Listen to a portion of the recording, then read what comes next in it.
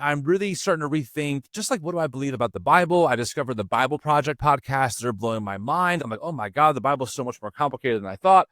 And then in 2016, Trump comes along. And I know this is such a common experience for so many people, and I am no exception.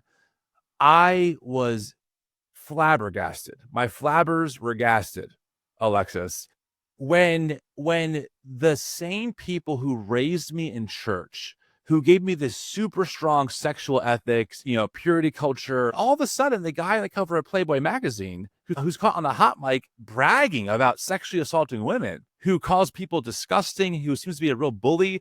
This is the dude that my previous Sunday school teachers are like, we're voting for him because he's the Christian option. And I was like, I'm not trying to be that guy, but you guys told me that when the world tells me to move, to plant my feet and tell the world to move to me.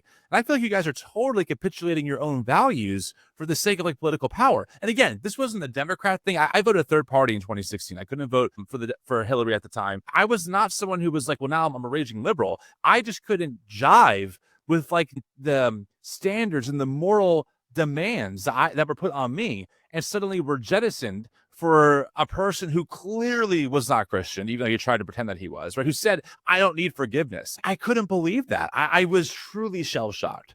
Like it blew my mind. So for the next like 3 or 4 years, I was really outspoken against Trump on my personal social media. I had an amateur podcast with 2 friends, and we were all pretty conservative, very much pro-life, very non-affirming. But like, I didn't like Trump. I couldn't reconcile like this part. And then of course, COVID happens. Black Lives Matter happens. And I just saw Christians on the wrong side. And that forced me to re-examine these beliefs, because I assumed that if we had the same beliefs, we'd have the same values. And clearly we didn't. But like, me and this person on my Facebook feed who I knew would align on the Trinity and the virgin birth and Jesus being the only way and the Bible being authoritative. Yet he's retweeting Matt Walsh talking points about George Floyd.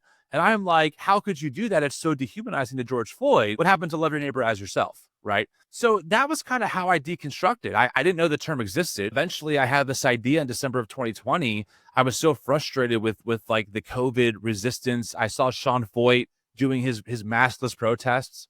I was on my rocking chair in my front yard, and I said, we need a new evangelical movement. Like, we need new evangelicals. And that's how I thought of the name, and no one had it. So I just started this random account on Instagram, and it blew up, and here we are.